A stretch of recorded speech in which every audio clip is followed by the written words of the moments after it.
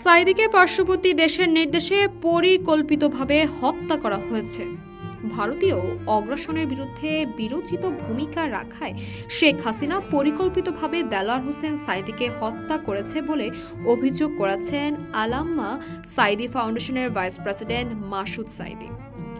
14 December রোজ শনিবার জাতীয় প্রেস ক্লাব আব্দুস সালাম হলো আমার দেখা আলাম্মা সাইদি বইয়ের প্রকাশনা উৎসব এবং আলোচনা সভায় তিনি এই কথা বলেন।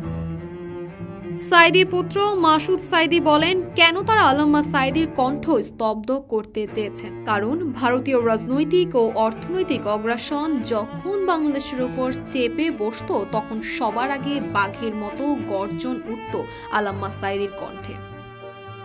তিনি আরও বলেন, আলাম্মা সাইদিকে 2010 সালে 29 জুন গ্রেফতার করা হয় ধর্মীয় অনুভূতিতে আঘাত হানার হাস্যকর মামলায়, কিন্তু বিচার করেছে তথাকথিত যুদ্ধাপরাধ মামলায়।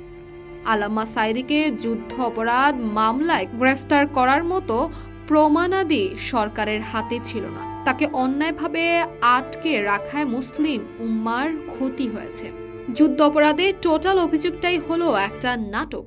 বইয়ের প্রকাশনা উৎসব এবং আলাম্মা সাইদির জীবন ও কর্ম শীর্ষক আলোচনা সভায় তামিরুল মিল্লাত কামিল মাদ্রাসার টঙ্গী সাবেক ভাইস প্রিন্সিপাল মাওলানা মোহাম্মদ শফিকুল্লাহ আল মাদানী সহ অন্যরা বক্তব্য দেন। তশবিয়া তাবাসসুম, এই সময়, ঢাকা।